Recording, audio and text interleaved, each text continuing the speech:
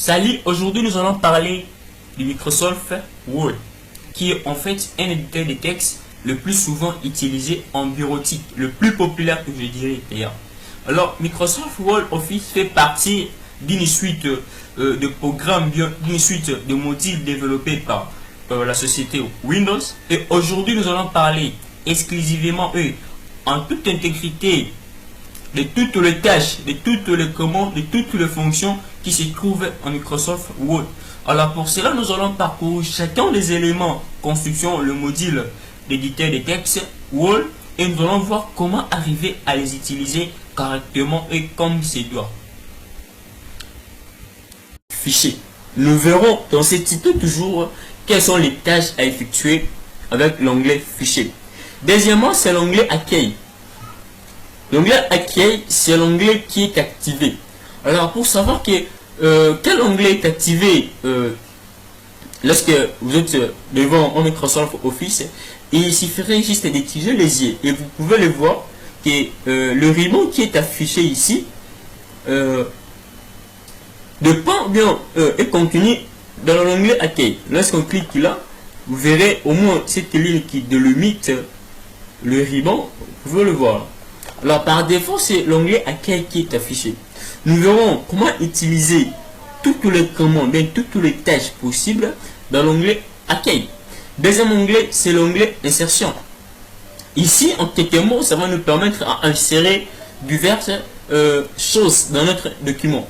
Et nous verrons troisième onglet, c'est l'onglet Mise en page. Nous verrons quelles sont les tâches qu'on peut utiliser avec l'onglet Mise en page.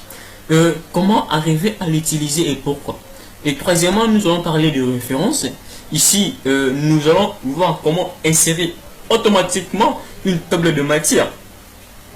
Nous allons parler, essayer un peu de survoler parce que c'est pas vraiment important, de l'onglet Bibliopostage. Pour aller vers la fin de notre tuto, nous allons parler de l'onglet Révision où il n'y a pas grand chose à faire, de l'onglet Affichage. Je suis d'accord avec moi que les onglets ne sont pas seulement ce que nous avons essayé un peu de dire. Alors, il y a des onglets qui vont s'afficher selon qu'une action a été effectuée ou pas. Par exemple, essayons un peu d'insérer un tableau. J'essaie un tableau et vous pouvez le voir que l'onglet Création et Dispositions sont ajoutés. Ici, là-haut, vous voyez, c'est écrit Outils des tableaux. Comme je l'avais dit, qu'il y a certains onglets qui vont s'afficher selon l'action qui a été effectuée.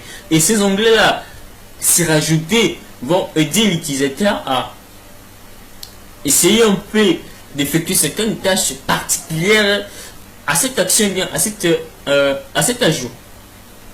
Alors, à présent, nous allons voir comment parcourir l'ensemble de onglets. Nous commençons d'abord par le bouton je m'excuse, par le bouton des commandes, même par la commande Fichier, qui en fait n'est pas un onglet. Qu'est-ce qu'on voit dans la commande Fichier? Dans la commande Fichier, on va tout d'abord enregistrer, deuxièmement enregistrer sous. Existe-t-il une différence entre enregistrer et enregistrer sous? C'est ça la question qu'on doit se poser. Oui, bien sûr, il y a une différence. Que veut dire en fait? Enregistrer sous et enregistrer dans le premier point, bien dans le premier sens, revient à une même action qui est de mettre un document en mémoire. Alors, selon que le document s'est trouvé ou pas en mémoire, c'est alors qu'il y aura la différence. Ainsi, enregistrer va permettre pour un document qui est déjà stocké en mémoire d'ajouter bien d'enregistrer, je dirais, je m'excuse pour le totalement, de faire en sorte que ce qui a été ajouté pour cet élément reste intact et ça ne bouge pas, même si enfermé. C'est-à-dire, je dirais valider, confirmer l'ajout des textes dans un document préexistant. Alors, pour la commande enregistrer sous, la différence revient si ce document est déjà enregistré en mémoire. S'il ne l'est pas, ça va effectuer la même tâche que enregistrer. Au cas contraire, ça va essayer de doubler, c'est-à-dire un fichier qui est déjà enregistré en mémoire, mais lorsque vous cliquez sur enregistrer sous, ça permet d'enregistrer en mémoire des fichiers qui sont le même, bien qui ont le même contenu. Je dirais, c'est doubler, dupliquer un document déjà enregistré en mémoire. Troisièmement, c'est la commande ouvrir. La commande ouvrir, lorsque vous y cliquez, vous voyez, ça ouvre directement mon disque. Et si ça va vous permettre à choisir un élément à ouvrir. Et puis, en termes de raccourcis que vous devez connaître, ça revient à contrôle, à dupliquer. Le raccourci à utiliser, c'est la touche de fonction F12. Bien sûr, qui est détaillé dans notre document. Deuxièmement, nous voyons ici fermer. Lorsqu'on y clique, c'est en fait, vous voyez avec moi, je désactive, je viens là. C'est la même commande, c'est-à-dire ça vous permet à quitter. Alors avant de quitter, Microsoft vous envoie une commande, bien, un menu contextuel où vous voulez vous dire, vous voulez quitter, oui, non, ce document que vous venez d'ouvrir n'est pas enregistré. Bien sûr que vous allez quitter, voulez-vous l'enregistrer ou ne pas l'enregistrer? Là c'est à vous de voir. Ou bien annuler. Lorsque vous annulez, vous avez annulé l'action de quitter. Lorsque vous cliquez sur enregistrer, vous quittez, mais ce document ne se retrouvera pas en mémoire. Si on fait ça. Lorsque vous cliquez sur enregistrer, vous quittez, mais le document se retrouve en mémoire. Et lorsque vous cliquez sur ne pas enregistrer, vous quittez, mais le document, vous ne le verrez plus dans le mémoire. Dans la mémoire, pardon. Ça, la commande récente met en évidence tous les fichiers, bien tous les documents qui ont été récemment ouverts. Nouveau, lorsque vous voulez peut-être dupliquer, bien ouvrir une nouvelle page, bien un nouveau document Microsoft Office. Et ceci, le raccourci le plus utilisé, c'est CTRL-N. Ça, c'est imprimé, vous verrez là, CTRL-P. Parlons à présent de l'onglet Accueil. Premièrement, l'onglet Accueil, dans son ruban, dans l'ensemble de rubans, nous voyons 5 parties. Donc, l'onglet Accueil est subdivisé en 5 parties. La première partie, c'est la partie qu'on appelle presse-papier. La deuxième, c'est la partie police. La troisième, c'est la partie paragraphe. La quatrième, c'est la partie style. Et la cinquième, pour finir avec l'onglet Accueil, c'est la partie modification. Alors, soyez d'accord avec moi, certaines commandes seront actives ou pas, selon qu'il s'agit d'un type de document, de données, de contenus par exemple. Dans la partie presse-papier, nous avons en fait 4 parties. La première partie, la première commande, je m'excuse, c'est coller. Coller, je crois, vous le savez, ce qui veut dire coller. La deuxième, c'est couper. Je suis dans le coller, je sélectionne, je viens couper. Je vais coller. C'est un peu ça. Ça, c'est reproduire la mise en forme. Admettons, je suis tué les ensemble. Je modifie la couleur ici, nous le verrons comment modifier. Alors, je sélectionne un texte qui a un formatage donné. Alors, je viens là, je clique.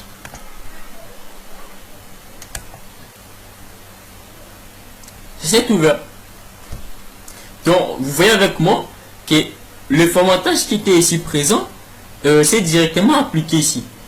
Alors, avant d'appliquer un formatage, il faut d'abord sélectionner cela et puis appliquer quelque part. Alors, vous pouvez le voir, une fois que j'ai appliqué, directement l'état du curseur a changé de forme, qui était auparavant d'une forme qui me permettait à dupliquer, comme vous pouvez le voir ici. Je clique, il n'y a plus la forme à dupliquer. Alors, lorsque vous voulez maintenir une forme afin de l'appliquer à plusieurs parties, vous allez double-cliquer. Double-cliquer veut dire cliquer deux fois et rapidement. Je double-clique, je viens là, je clique. Vous voyez mon curseur, bien que je appliqué là, ça ne modifie pas. Ça reste toujours comme tel pour me permettre à dupliquer ces styles. Alors, si vous voulez annuler bien, arrêter cette action, il suffirait de rentrer là et cliquer.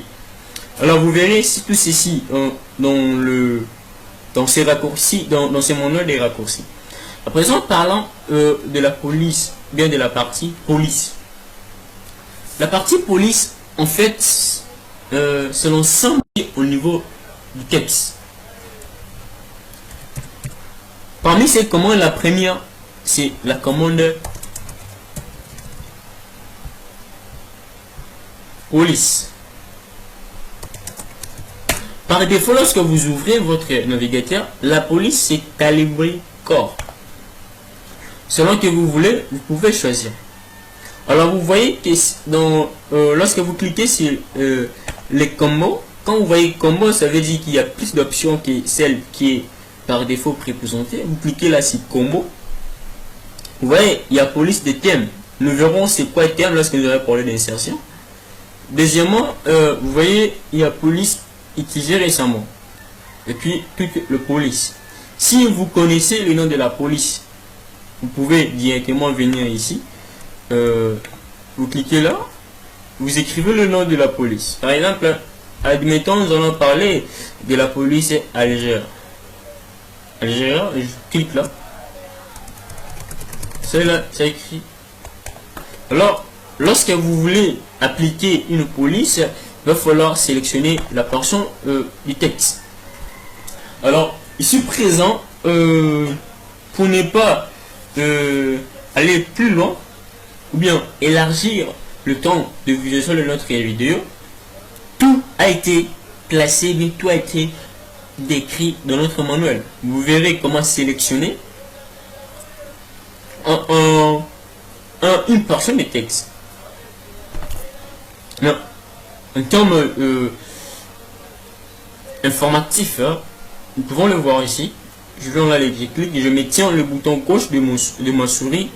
J'essaie de déplacer, je sélectionne. Je peux venir là. Vous voyez mon curseur a changé pour prendre la forme de la sélection normale. Je clique, ça fait ça.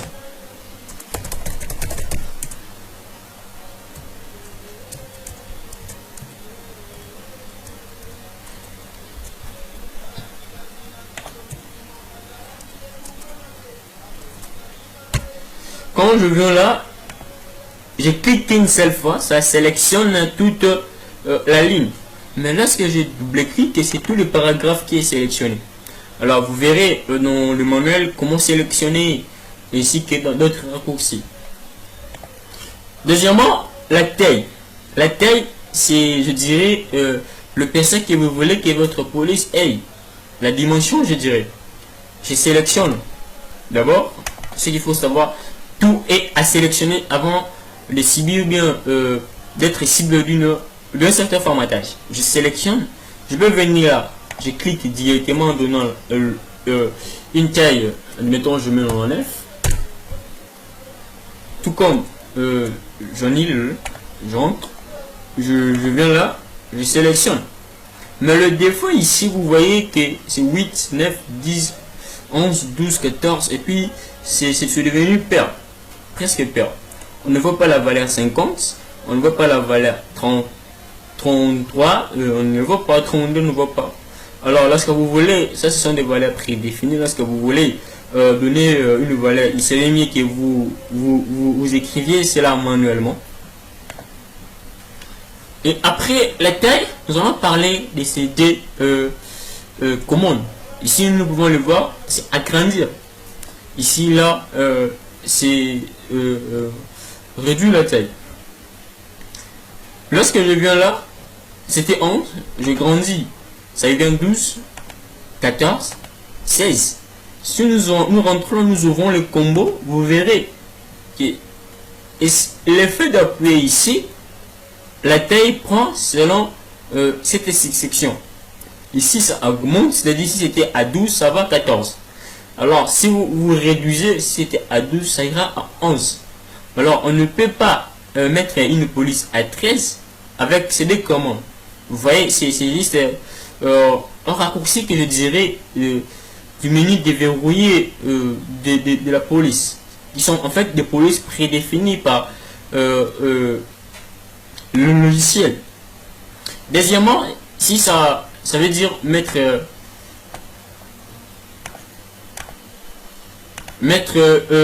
en gras, mettre les textes en gras. Nous verrons dans notre manuel le raccourci correspondant à ceci, selon qu'il s'agit aussi c'était CTRL G. Lorsque vous cliquez là, ça mettait en gras.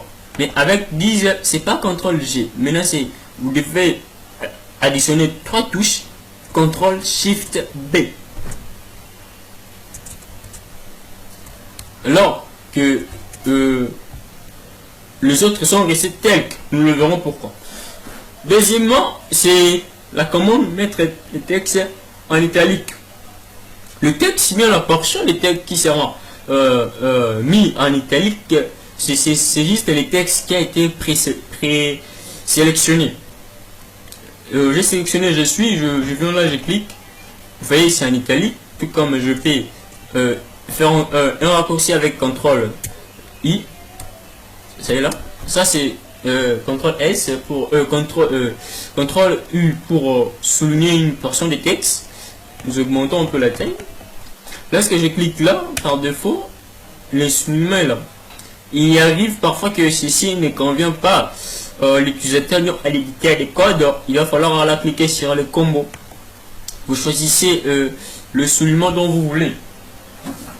Et si cela ne vous plaît non plus, vous pouvez y aller là, voir d'autres types de soulignements. Ainsi, vous ouvrez ces menus contextuels. Vous pouvez alors formater bien directement, faire d'autres tâches. Comme vous pouvez le voir, vous voyez normal italique, grand italique, qui en fait se réfère à ces parties. Vous pouvez voir la taille qui est là, en fait. Vous voyez la police qui est là. En fait, je dirais c'est juste le menu de la partie police qui est maintenant ouverte ici. Vous fermez. Alors, nous pouvons là changer la couleur de notre soulignement. Prenons rouge. Vous voyez là. Changeons le style du sélectionnement, du soulignement, pardon. Vous voyez ce que ça fait. Deuxièmement, ça, je sais pas si vous allez l'utiliser un jour. Ça c'est juste vous barrez le texte en son milieu. Ouais là, c'est barré. Ça, c'est la commande indice. Admettons, créons H2O.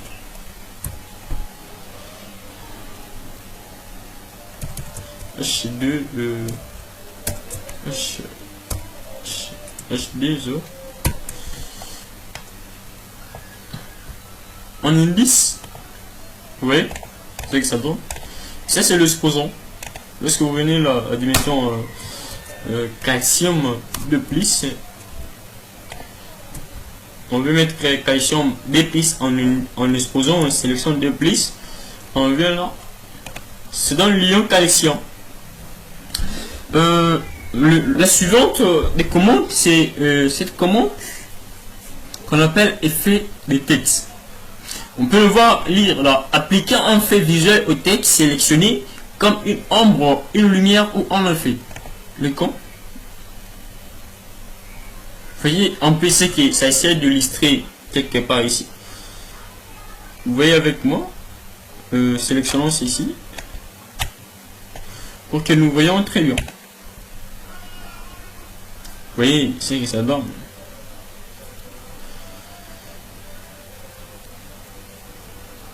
Vous pouvez changer le plan de l'ombre. Vous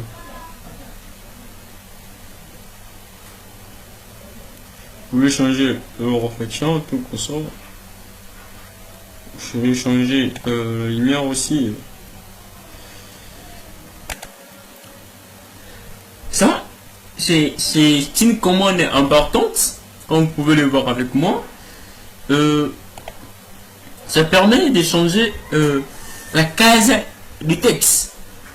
La première commande, vous voyez, majuscule audiobile. Alors, vous pouvez sélectionner tout l'ensemble des documents via les raccourcis CTRL A et vous mettez dit, voyons cela.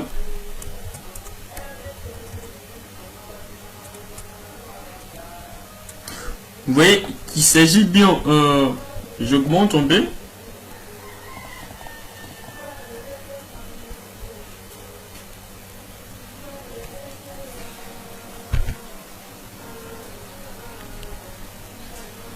Il y a un point ici, le texte qui s'ensuit commence en minuscule. Je sélectionne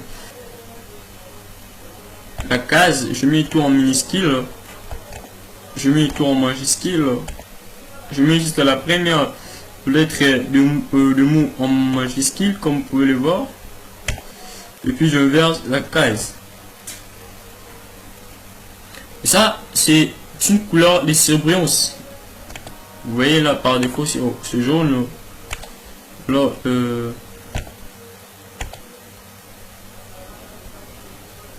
je peux changer la couleur, je mets aucune couleur.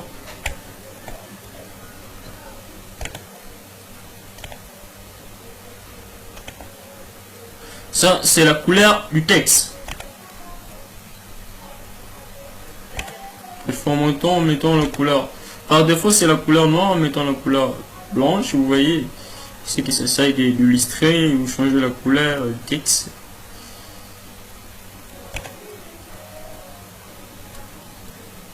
Ça c'est facile la mise en forme.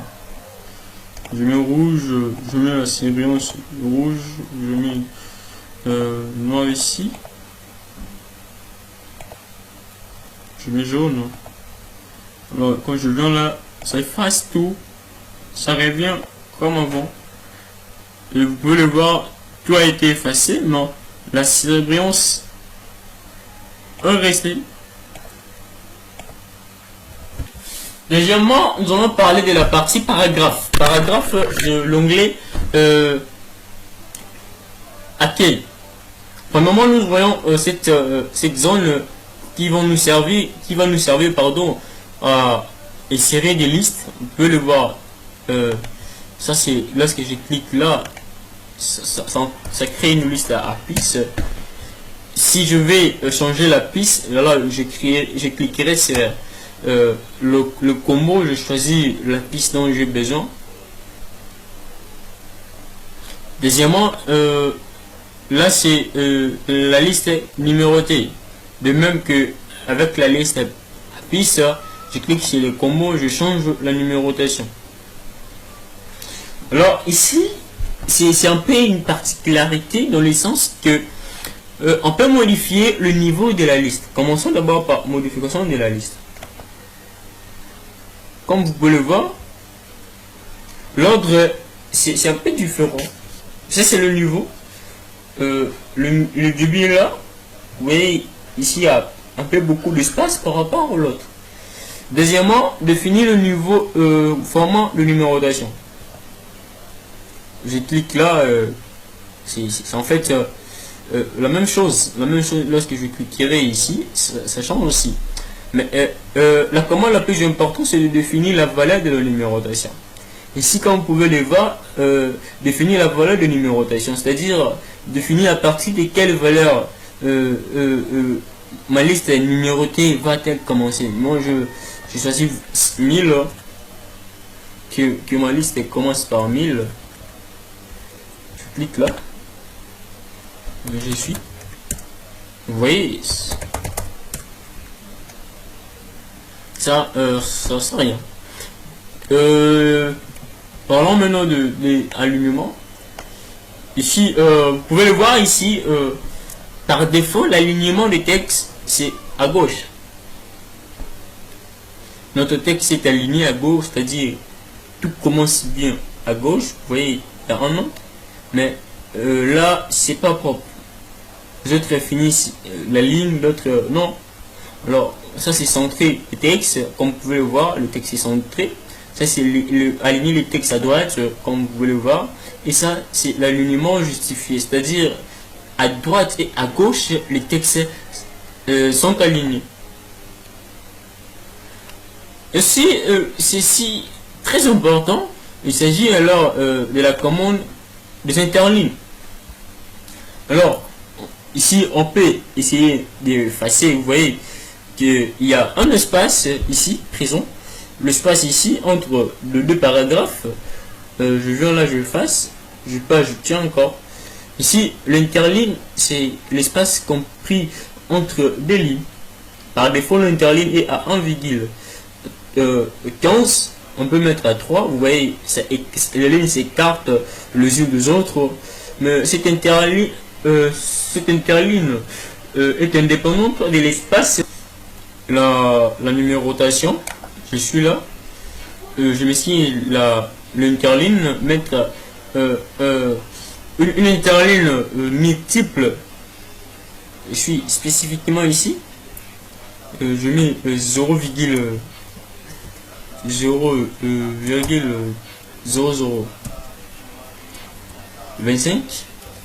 Voilà voir à quoi ça va être.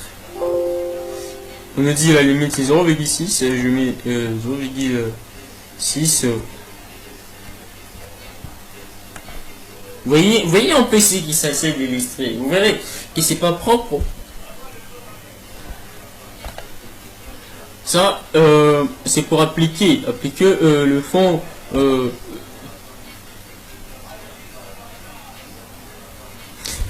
Il y a deux choses à différencier à ce niveau ici. D'une part, la surbrillance, d'autre part, le fond de la trempe. Je dirais le fond de la trempe, c'est la couleur en arrière-plan. Alors que la surbrillance, ce n'est pas la couleur en arrière-plan.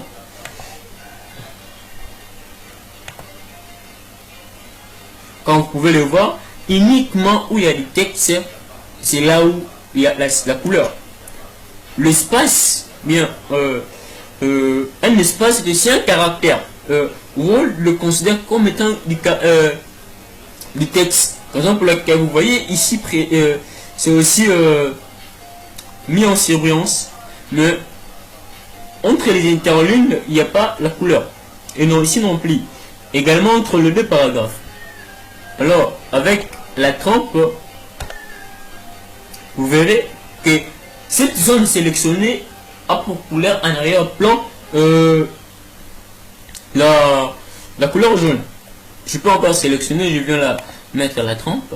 Vous voyez encore qu'il y a deux couleurs. Au fond, en arrière-plan, il y a la couleur jaune. Et puis au-dessus, il y a la couleur rouge qui s'applique uniquement au texte. Ça, c'est pour trier. Je sélectionne là. Je vais trier. À vous de voir, vous voulez trier le paragraphe selon quel ordre de croissance, c'est-à-dire, oui, si c'est pas si propre, essayons de créer le nom. Très bien. Jean, Michel,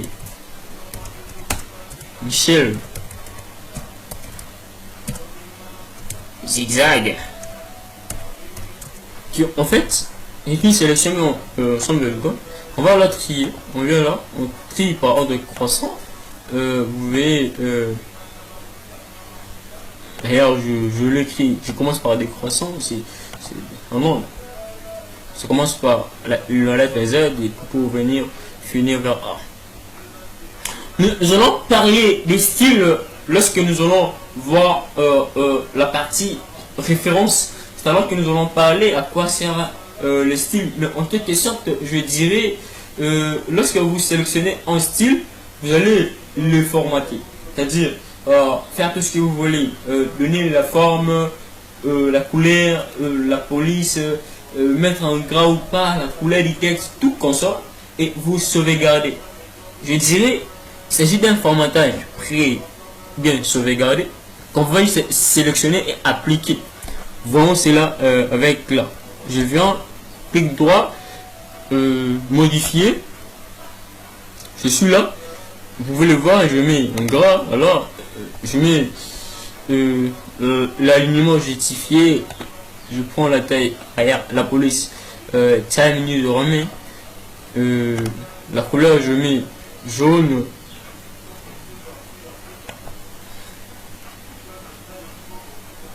Ça, c'est. J'augmente. Du mini encore. Ça, je diminue l'espace entre le paragraphe, ligne.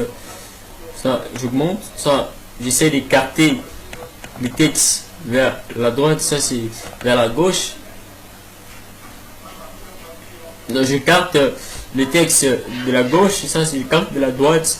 Je peux soit cliquer sur enregistrer. Vous voyez, ça c'est modifié. Donc, nous allons parler de la partie modification. De la partie modification, nous voyons qu'il y a 3 commandes. La première, c'est la commande rechercher. Je clique parce qu'il ne s'agit pas en fait d'un document, mais lorsque vous allez cliquer là, vous allez rechercher un mot. Mettons recherchant Flavien dans ceci, Flavien. Le mot en recherche, vous le voyez là, c'est sélectionné. Recherchant le mot je suis uniquement suis. Vous voyez là, c'est là. Il y a suis, il y a suis, il y a suis, il y a suis. Ça c'est remplacé. Je vais remplacer un mot qui existait par un autre. C'est beaucoup plus lors de révolution. Par exemple, dans un document qui date de 1950, où peut-être le nom de la République a changé, admettons que le nom de la République à l'époque c'était je suis, et qu'on voudrait changer par été. Alors, le mot à rechercher pour changer, c'est je suis. Je l'écris là, je suis. Le mot que je vais remplacer par le mot je suis, admettons, c'est j'étais. Je clique là, remplacer partout. Vous pouvez le voir, c'est automatiquement remplacé partout. Il y avait je suis, il n'y a plus le je suis, mais là c'est j'étais. Et ça c'est sélectionné. C'est pas assez important, nous le verrons encore plus loin. À présent, nous parlerons de l'onglet insertion. Premièrement, dans l'onglet insertion, nous voyons la première partie, c'est la partie bien le ruban page. Dans page, nous voyons insertion d'une page de carte. Comme vous pouvez le voir, ce sont des formes de pages prédéfinies par Word. Et vous pouvez choisir utiliser comme, admettons, je prends ça, présélectionne, j'utilise comme page de garde. À ce que nous avons oublié en bas, il y a deux choses à connaître. Il y a la zone de notification. Dans la zone de notification, voilà, on peut zoomer, augmenter la taille de l'affichage du texte. On peut changer l'affichage. Vous voyez là, en plein écran. Je ferme. Par défaut, c'est ça. En page. Ici, là, ça indique le nombre de pages. Vous voyez, notre document a des pages et on est sur la page 1. Ça, c'est le nombre de mots frappés. On est à 66 mots. Ça, c'est insérer une page vierge. Lorsque je clique là, ça insère une page vierge entre le contenu Flavien et puis je clique. Directement, ça nous renvoie à trois pages. Ici, c'est ça, une page vierge ici que vous voyez. Deuxièmement, saut de page. Ça ne sert pas, mais ça crée automatiquement une page. C'est-à-dire, ceci est beaucoup plus utilisé pour commencer un nouveau chapitre.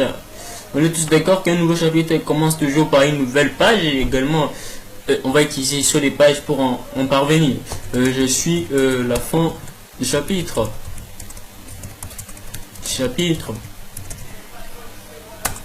Non, je sais là.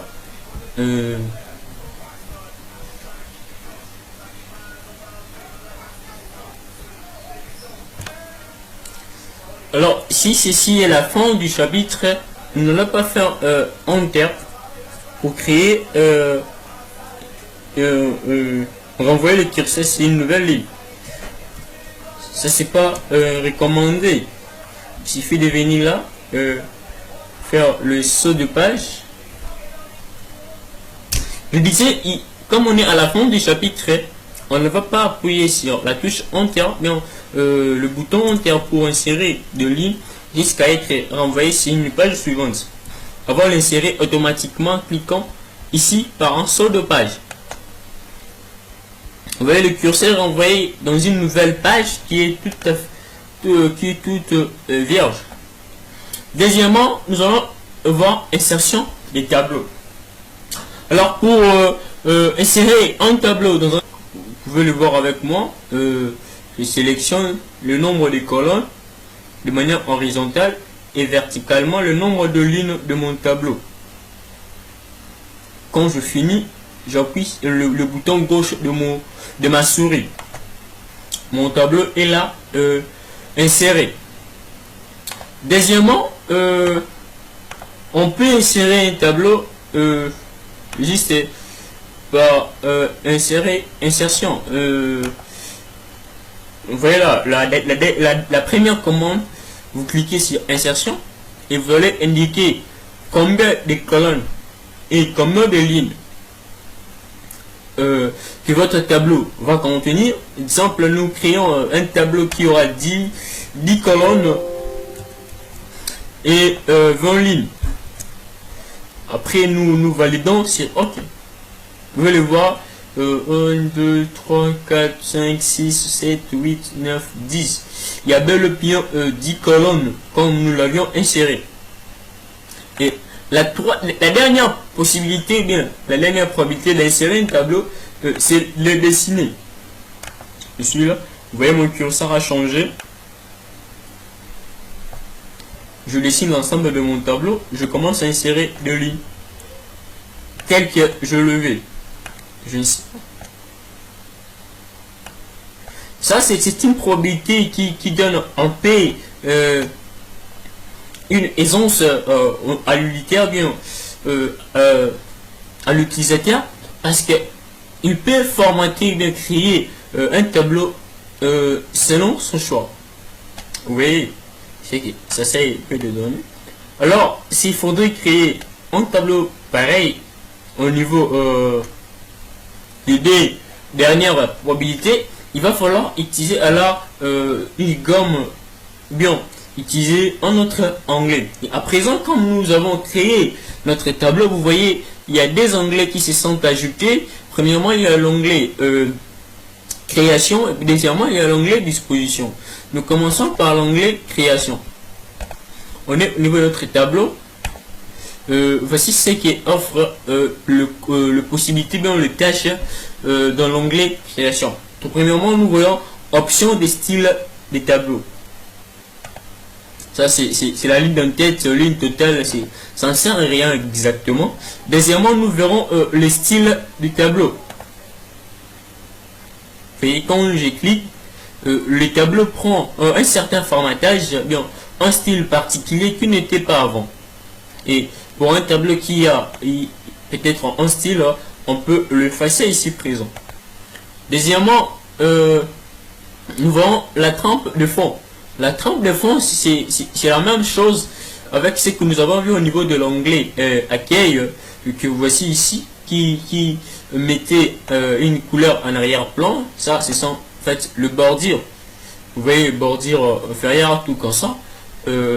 Ça, c'est pour lorsque je clique là, vous verrez pour cette cellule, il n'y a plus le bordure qui encadrait le tableau. Ici, lorsque je sélectionne tous les tableaux, je viens là, je désactive toute la bordure. Le tableau est resté tel, mais il n'y a pas de ligne séparatrice qui délimite le tableau. Ça, ce sont les traits. L'épaisseur des tableaux, ou bien l'épaisseur de la bordure qu'on va utiliser lorsqu'on on insère son tableau. Je présélectionner, je viens là, vous voyez, que le tableau s'affiche avec une bordure qui est différente. Alors je peux mettre augmenter. Et la bordure est tellement grande par rapport à celle-ci. Et ça c'est la gomme. Je peux venir là, je efface mon tableau. Je peux sélectionner une plage, je efface, je efface. Légèrement, c'est la disposition.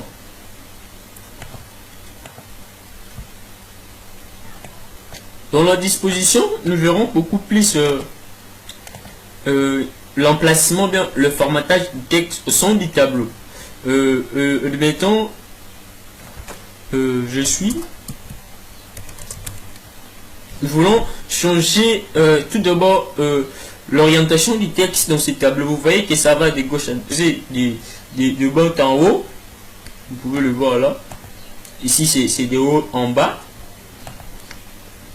Ça, je change la disposition. Ici ça veut dire le coin supérieur gauche, le coin moyen gauche, le coin inférieur gauche, le coin milieu centré, le coin supérieur centré, le coin inférieur centré, le coin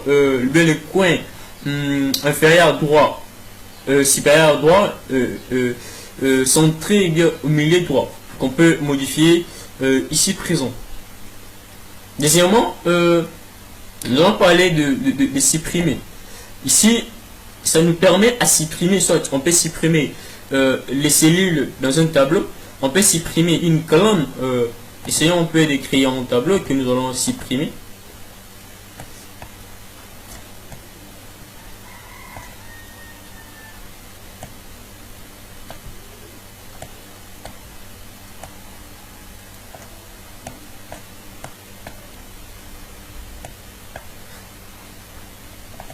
Voilà à quoi ressemble maintenant notre tableau.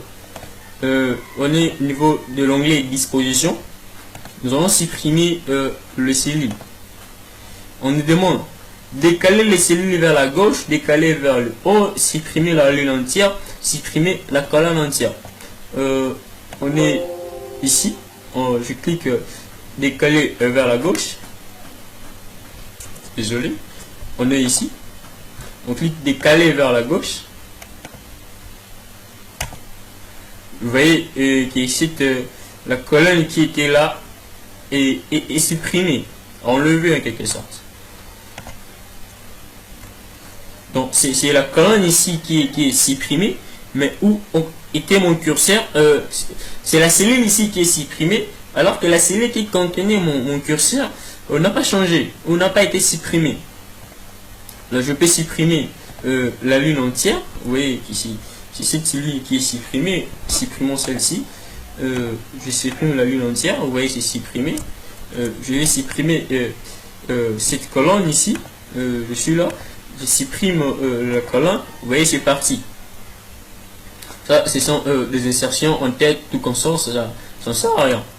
Ici, maintenant, nous allons voir comment on peut insérer quelque chose dans les tableaux. Ici, on voit insérer au-dessus. Comme vous pouvez le voir, je clique là. Il s'agit d'une nouvelle ligne qui s'est ajoutée. Quand je clique à droite, il s'agit d'une nouvelle colonne qui est ajoutée. Alors, selon qu'on clique en dessous bien en dessous, la ligne bien l'ajout va concerner la colonne, la ligne pardon. Lorsque vous ajoutez peut-être ici, je suis dans cette ligne, qui j'ajoute une ligne en dessous, c'est-à-dire que la ligne va s'ajouter au-dessus de cette ligne, comme vous le voyez. Ça c'est fusionné. Je vais fusionner ces deux cellules. Au préalable, il faut sélectionner. Je sélectionne, je viens là, je supprime.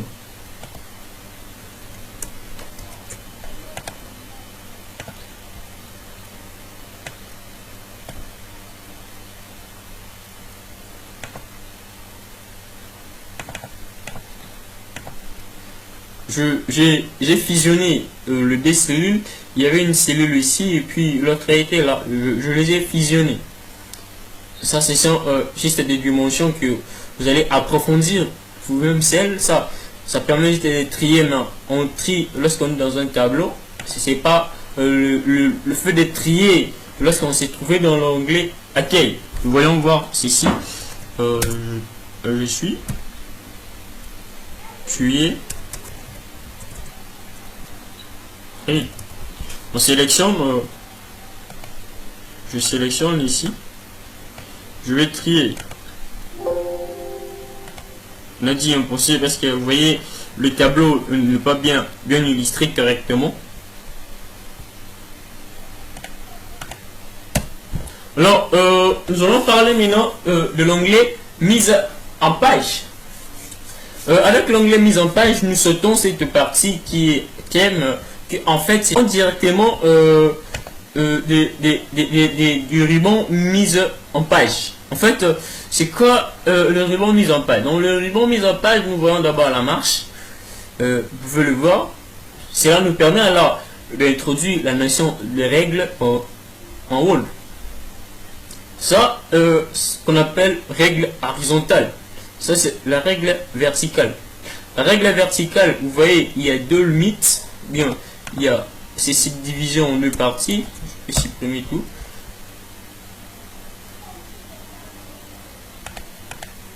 Vous pouvez voir que dans cette règle, il y a deux parties.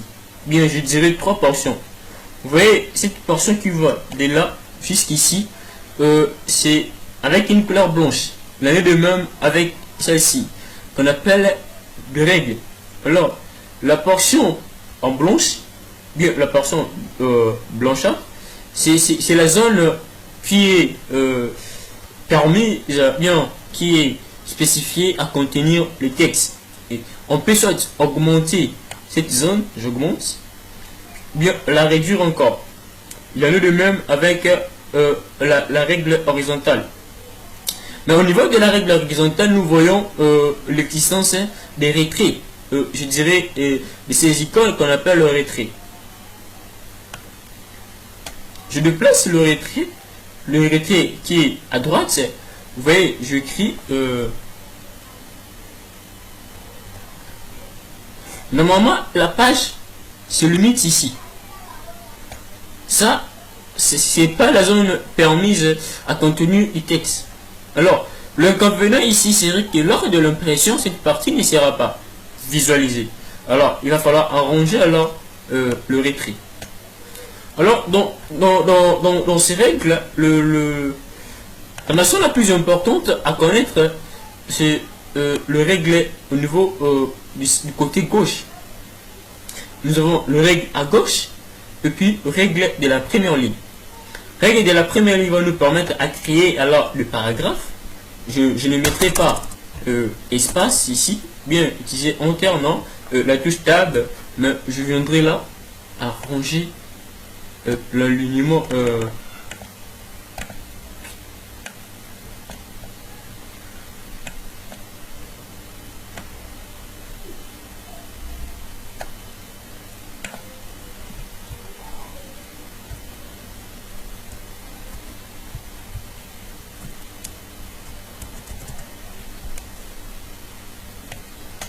je range. Le est très bien la disposition de mon prénom en ligne comme vous pouvez le voir. Deuxièmement, nous voyons marche. C'est pas si grave, c'est ce que nous venons de parler, notion de rectitude, c'est ça la marche. Deuxièmement, l'orientation. L'orientation, c'est la disposition de la page. Une page peut être en portrait, bien en paysage. Par défaut, c'est en portrait. Lorsque vous mettez en paysage, vous tournez la page. Comme vous pouvez voir avec moi, cette page est en paysage. Ça, c'est la taille. Je peux prédéfinir quelle taille de mon document. Je mets A6 par exemple. Mais la taille n'est pas la même. Je mets le trait. Ça, c'est en fait donner, définir la dimension de son document. Donc, la dimension de la page qui va contenir son document. Ça, c'est former les colonnes. Nous allons le voir ici. 1,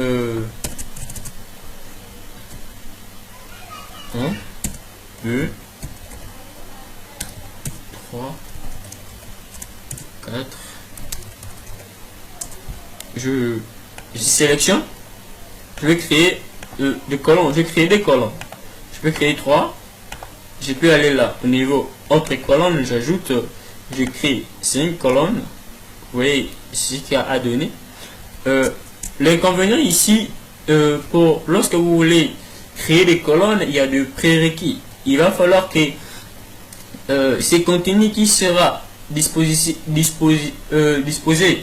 en colonne soit compris aussi bien placé entre deux portions de texte.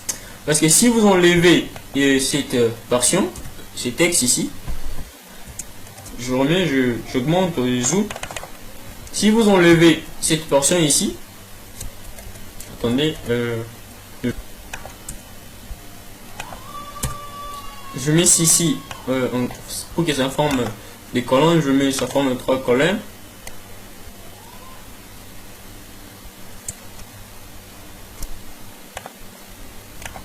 Vous voyez, les colonnes se disposent si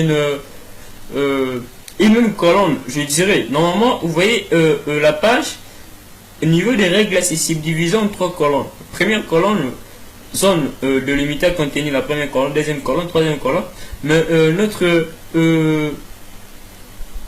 colonne, ou bien l'ensemble de notre texte ne se dispose que le long de la première colonne.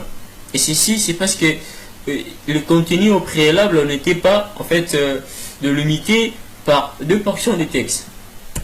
Si j'ajoute, vous verrez qu'il y a des colonnes qui vont s'en suivre. Ceci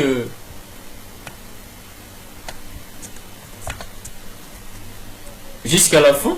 Donc la page doit être remplie d'abord, afin que la deuxième colonne soit aussi remplie. Alors cela doit être évité, et pour éviter, il va falloir mettre quelque chose en bas ici. Par exemple, je sélectionne cette portion qui sera disposée en colonne, je mets là. Vous voyez, ça va former 3 colonnes directement. Ça, ce sont les sauts de page. Ça, ce sont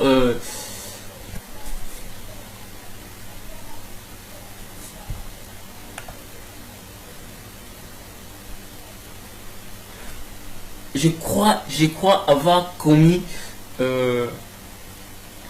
une grosse erreur. Nous avons sauté tant de choses au niveau de l'insertion du ruban de l'onglet insertion. Alors on y revient encore là. Insertion image. Si on veut insérer une image, choisissons celle-ci. L'image est là insérée. Je peux redimensionner l'image.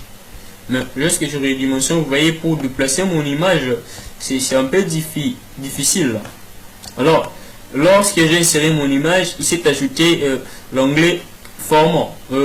Dans l'onglet format, vous voyez, il y a tout d'abord supprimer l'arrière-plan.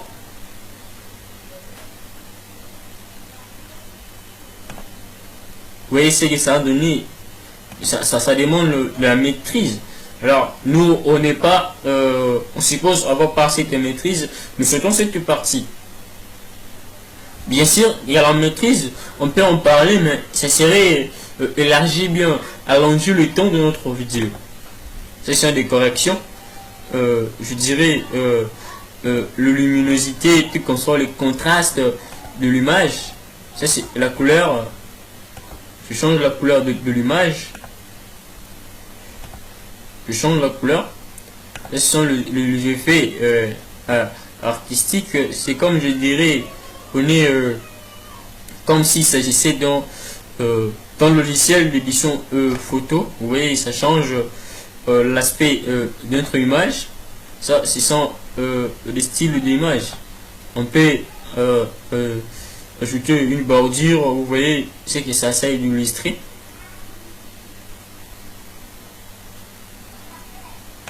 Si ce sont bordures, vous changez la couleur de la bordure de notre image. Vous voyez ça, ça prend la couleur rouge, je mets jaune, puis ça, en fait, ce sont les effets. Vous voyez ce qui devient notre image, vous pouvez le voir avec moi.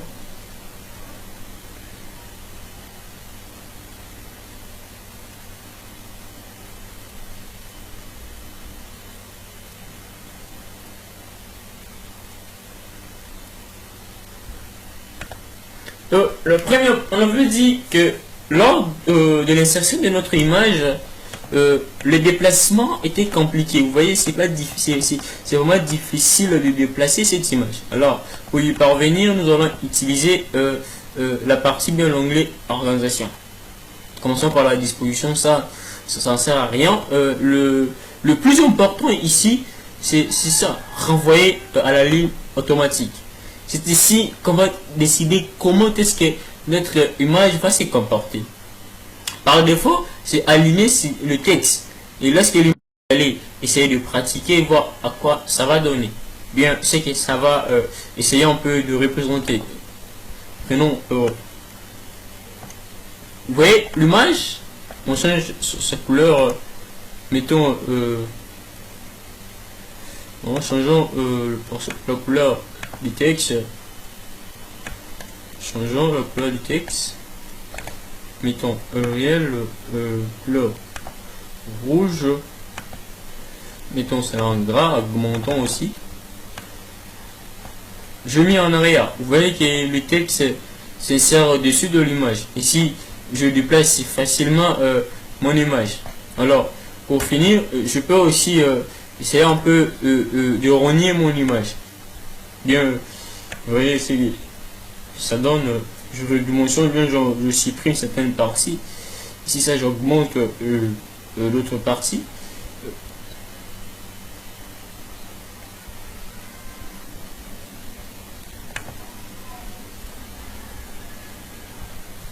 Alors, présent, parlant les images clipart. En fait, les images clipart sont des images qui vont fonctionner de la même manière que l'image que nous venons de manipuler. Mais la seule différence existe, bien, la seule différence qui existe entre les deux, c'est juste que l'image, l'insertion d'une image n'inclut pas l'image de l'utilisateur. Tenez, c'est une image clipart, c'est une image insérée lors du développement du logiciel Microsoft Word.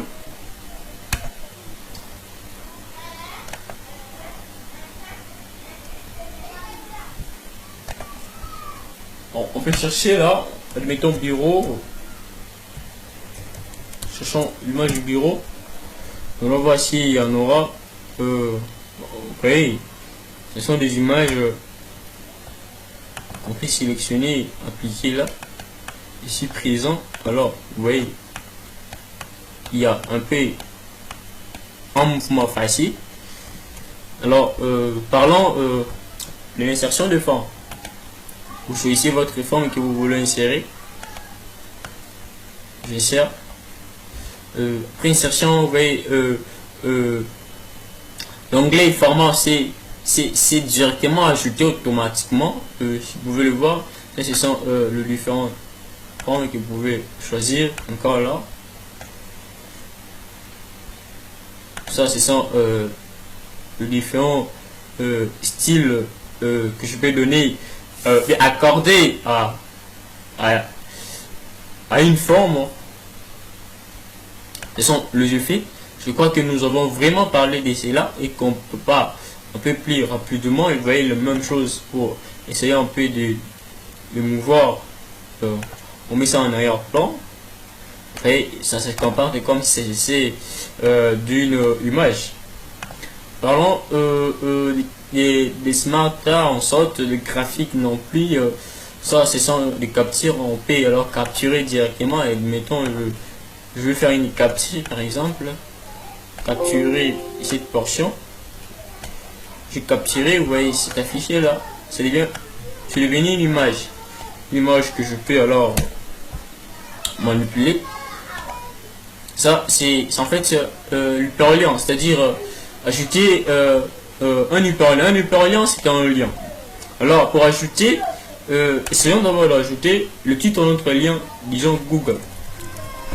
Ici, nous mettons l'adresse du site Google. Google.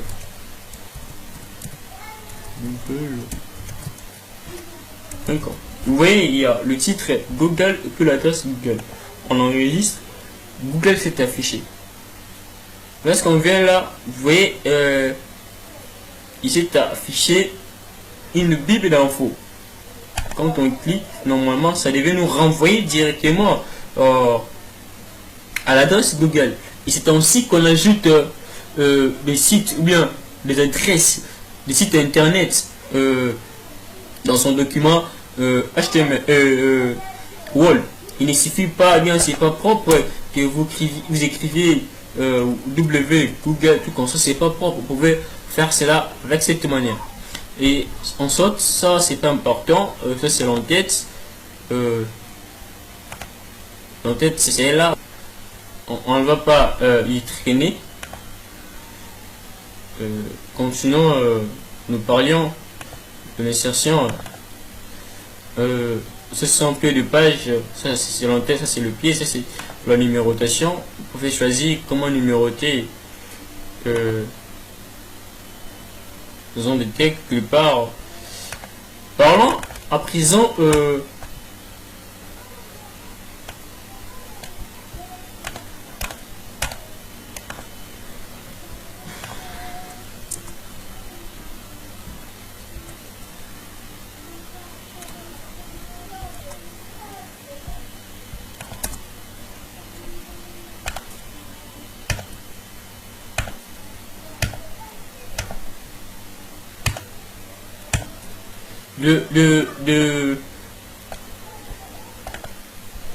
les lettrines. Et ici ça donne. Vous pouvez alors modifier votre lettrine. Vous choisissez, vous augmentez la hauteur de votre lettrine.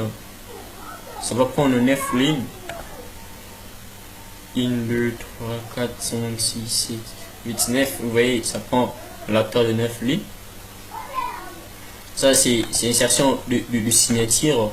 C'est-à-dire, c'est votre marque. Vous pouvez voir, vous ajoutez, vous remplissez et puis vous validez ici. Ça, c'est nous allons insérer maintenant une fonction. Ça, c'est pour insérer des symboles. Comment c'est pour l'équation? Vous voyez, tout est représenté là. Je choisis, bien, je peux choisir là. Tout ce qui est insertion de caractères mathématiques, je peux en choisir là. Vous voyez, j'ai inséré quand j'insère une équation, il s'ajoute un onglet et c'est l'onglet conception. Vous pouvez voir lorsque l'onglet conception c'est affiché, bien est activé. Vous voyez là, premièrement il y a les outils, vous voyez professionnel, linéaire, texte normal, les différentes annotations utilisées en mathématiques. Vous pouvez voir, je choisis par exemple cette fraction, je clique là, il y a plusieurs formatages de fractions. Je choisis de dériver. Je peux alors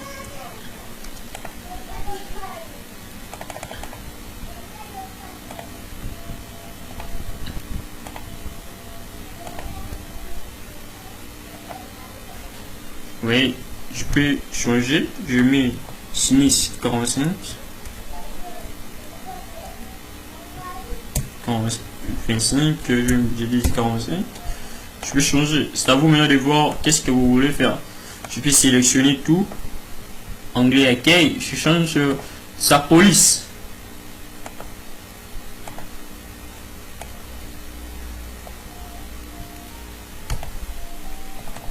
Vous voyez, ça n'a pas changé, on ne sait pas pourquoi. Normalement, ça devait changer. Après l'insertion, là, ce sont des symboles que vous allez voir insérés de la même manière. Ici, ce sont l'insertion des objets.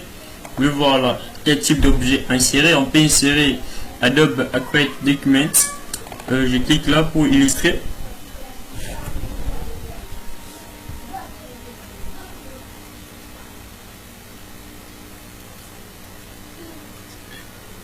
ça me renvoie à insérer alors un document Adobe dans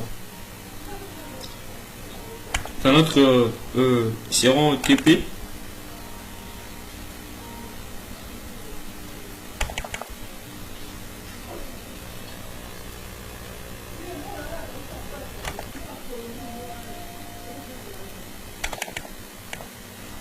Vous voyez que le fichier s'est ajouté, c'est un PDF qui s'est ajouté dans notre document.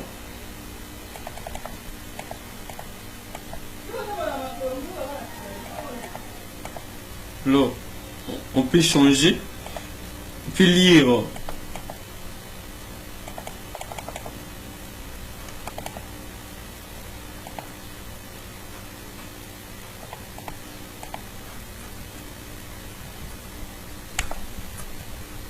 un document aussi.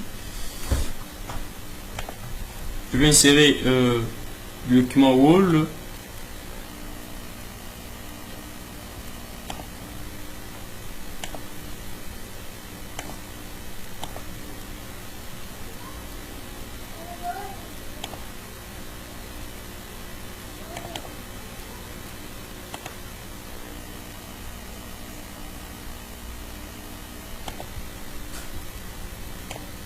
Et insérons un fichier qui contient quelque chose.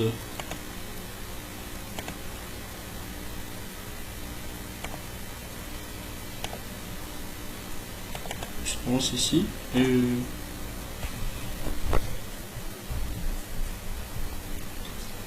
voyez, j'ai inséré un fichier qui n'était pas là. C'est inséré. C'est comme si on prenait l'ensemble des textes qui contenaient ces fichiers-là et on laissait ici dans ces fichiers présents. Alors, continuons notre onglet mise en page parce que nous avons fait une pause pour en revenir avec les outils oubliés au niveau de l'onglet insertion. On peut le voir, insertion, on était limité au niveau de l'arrière-plan de la page. Ça, c'est ce qu'on appelle filigrane. Vous personnalisez.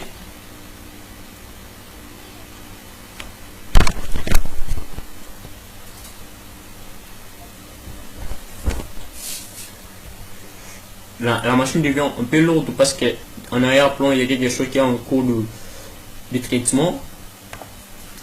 Pas de filigrane, image en filigrane d'un texte. C'est à vous de voir. Que voulez-vous mettre en filigrane? Par défaut, c'est pas image. Par défaut, il n'y a pas de filigrane. Et vous choisissez ici image, vous cliquez ici pour sélectionner l'image qui sera mise en filigrane. Ça vous renvoie directement au niveau de votre mémoire. Vous sélectionnez l'image en question, vous appliquez. Vous voyez comment c'est affiché notre filigrane. Changeons, admettons que nous voulons mettre du texte. C'est ici qu'on mettra des textes dans Embryon. Vous changez, vous appliquez. Si l'image est disparue, vous voyez, je suis s'affiche. Vous pouvez alors modifier sa police, sa taille également. Vous pouvez en modifier. Soit indiquer une taille de manière manuelle, c'est-à-dire la saisie par les claviers, mettons 64.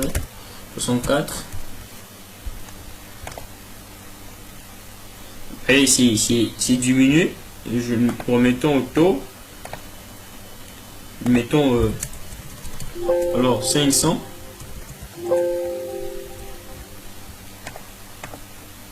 Voilà, c'est à donner. Peut changer la couleur. On met rouge. Alors ça c'est la disposition. C'est en diagonale. En diagonale, ceci. Ça peut être fait en horizontal. Alors la commande translucide va juste indiquer si notre filigrane sera visuel ou bien non assez visuel, ou bien avec une TT qui tend vers 0. Quand je désactive translucide, j'applique, vous voyez que l'image devient de plus en plus prononcée. Ça empêche même la lecture à s'améliorer ici. J'active l'image devient un peu flou. Le reste, c'est pas important. Présent, parlons de référence pour finir cette partie. Dans cet onglet, l'onglet va nous permettre uniquement à créer le table de matière. Alors, ça fait déjà un bon moment qu'on est devant l'ordinateur. Nous vous promettons créer un tuto spécifiquement pour cette partie, et nous nous retrouverons à la prochaine pour voir comment insérer automatiquement une table de matière. Nous vous en remercions.